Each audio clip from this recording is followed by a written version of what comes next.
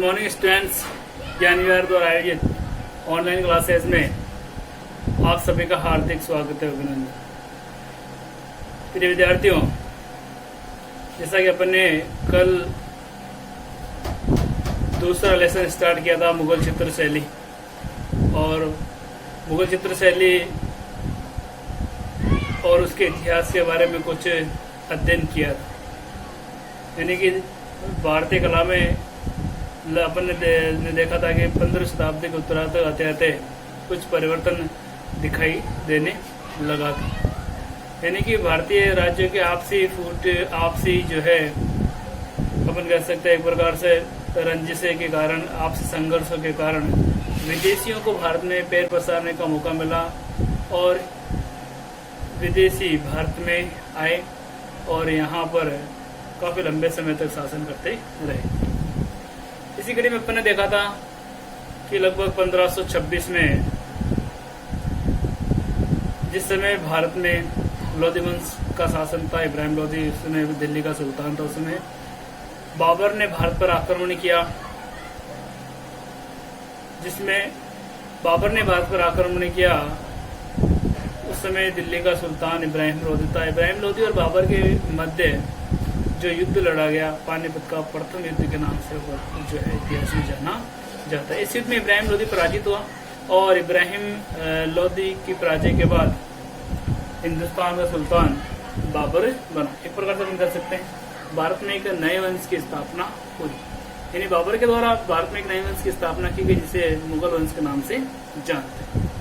इसके अलावा अपन ने देखा कि मुगल शैली जो है दरबारी कला होने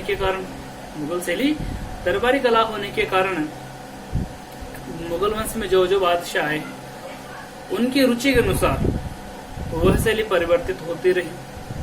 इसीलिए मुगल कला को प्रत्येक मुगल बादशाह के काल क्रमानुसार ही अपन जो है आगे बढ़ेंगे। ठीक है। उससे पहले यानी कि मुगल वंश के शासकों के बारे में पढ़ने से पहले जो कल अपन अध्ययन किया था उसके बारे में कुछ चर्चा कर लेते हैं। कुछ जो है प्रश्न बनते हैं वहां से, तो देखते हैं। पहला प्रश्न, भारत में मुगल वंश की स्थापना कब? कब व किसने की? तो ध्यान रखना, ये प्रश्न कई बार पूछा भी गया है, हो सकता है कि एग्जाम में भी पूछ लिया जाए, क्योंकि जो दूसरा चैप्टर है मुगल चित्रशैली के नाम से और मुगल वंश की स्थापना हो रही है। ठीक है, ध्यान रखना, मुगल वंश की स्थापना कब की गई थी? 1526 में। कब की गई थी? तो इसका आंसर क्या हो जाएगा? 1526 में। किसने की थी? बाबर के द्वारा की गई थी। किसने की थी? बाबर ने की। ठीक है। दूसरा प्रश्न, मुगल शैली की जन्मदाता शैलियां कौन सी?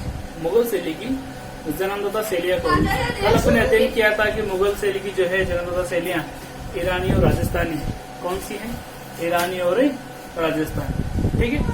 फिर देखते हैं तीसरा प्रश्न,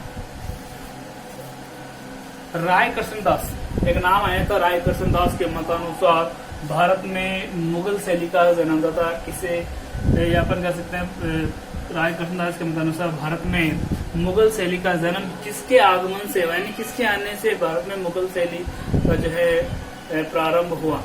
तो अपन देखा कि मुगल वंश की स्थापना किसने की? बाबर ने की। तो जब बाबर ने मुगल वंश की स्थापना की तो ऑब्वियसली बात है कि किसके आगमन से होगी? बाबर के आगमन से। किसके आगमन से होगी? बाबर के आगमन से। यानी बाबर के आने से जो है, या बाबर के आगमन से जो है किस शैली का जन्म हुआ? मुगल शैली का जन्म हुआ। किसके मतानुसार? राय कृष्णदास के मतानुसार। ठीक, यहाँ तक कल जो है अपन ने अध्ययन कर लिया। फिर अपने लास्ट में देखा कि मुगल शैली जो है दरबारी शैली होने के कारण प्रत्येक बादशाह के समय वो उनकी रुचि के अनुसार परिवर्तित होती रही। अब मुगल शैली के बारे में पढ़ना है तो मुगल वंश के जो शासक हैं उनके बारे में अपने को क्रम से जो है पढ़ना होगा। ठीक, सबसे पहले बात करते हैं मुगल वंश के संस्थापक, जिसने 1526 में भारत में मुगल वंश की स्थापना की थी, बाबर की। जिसकी? बाबर की। तो सबसे पहले अध्ययन किसका करेंगे? बाबर का। ठीक है। तो आज का जो अपना टॉपिक रहेगा वो रहेगा बाबर। क्या रहेगा? बाबर। ठीक है, बाबर। ध्यान रखना, मुगल साम्राज्य का संस्थापक कौन था? बाबर था। इसने मुगल वंश की स्थापना कब की? 1526 में की। ठीक है। किस युद्ध के बाद मुगल वंश की स्थापना हुई? तो पानीपत के प्रथम युद्ध के बाद में जो है मुगल वंश की स्थापना हुई। बाबर के बारे में देखते हैं। देखो बाबर जो है 1526 में भारत आया था और यहाँ पर उस समय लोधियों का शासन था। तो उसने जो है इब्राहिम लोधी को पानीपत के प्रथम युद्ध में पराजित किया था। यानी 1526 में बाबर ने पहला युद्ध लड़ा यहाँ पर और उसमें विजय प्राप्त की और इस युद्ध के बाद भारत में मुगल वंश की स्थापना हो गई।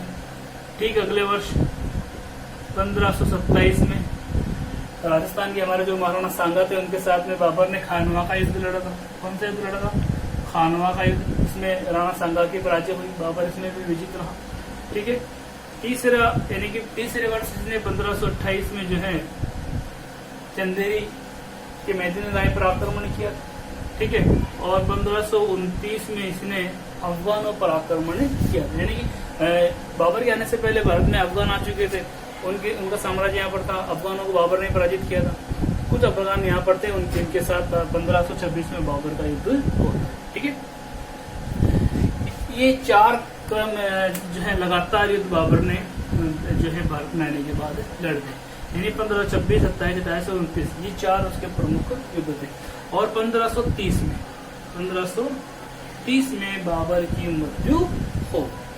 याद रखना बाबर भारत का आया 1526 में और बाबर की मृत्यु हो गई 1530 में। ठीक है। बाबर जो है यहाँ पर आकर 4 प्रमुख युद्ध लड़ता है। इसमें से अपने को ध्यान रखना है पानीपत का प्रथम युद्ध बाबर और इब्राहिम लोधी के बीच में हुआ। ठीक है। इसे पानीपत के प्रथम युद्ध के नाम से जानते हैं। इसके अलावा अपन देखते हैं कि बाबर विदेशी आक्रमण करता था, लेकिन जो है चित्रकला में इसकी बड़ी रुचि थी। बाबर की चित्रकला में बड़ी ही रुचि थी। अब बाबर की चित्रकला में रुचि थी, इसके बारे में अपने को कैसे जानकारी मिलती है?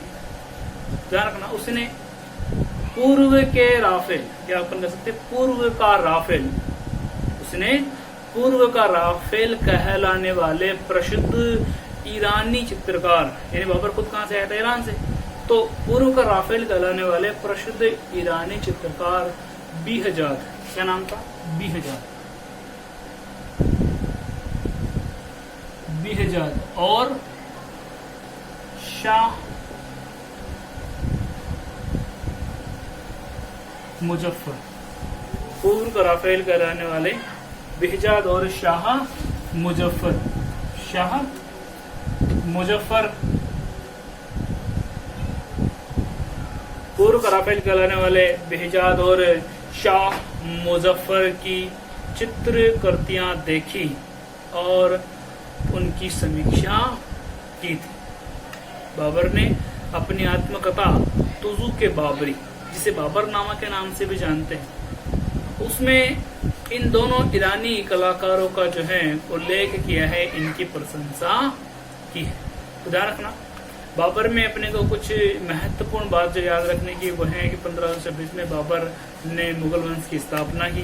1523 में उसकी मृत्यु हो गई और उसके साथ में ईरान से 2 प्रसिद्ध चित्रकार आए थे, बेहजाद और शाह मुजफ्फर।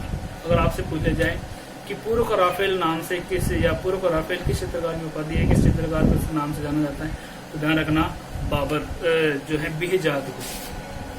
यहाँ से प्रश्न बनेगा तो इस प्रकार बनेगा, पूर्व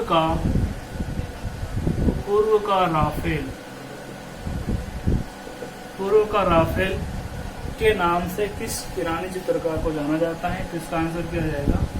बेहजाद। क्या हो जाएगा? बेहजाद। ठीक है। क्या यूँ पूछा सकता है कि बाबर के साथ आने वाले 2 प्रसिद्ध ईरानी चित्रकार कौन से थे? तो बेहजाद और शाह मुजफ्फर।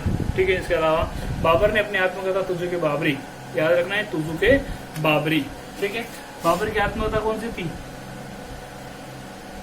तुजू के जिसे बाबरनामा के नाम से भी जानते हैं, जिसे बाबरनामा, तुजू के बाबरी, इसको ही जो है बाबरनामा के नाम से भी जाना जाता है।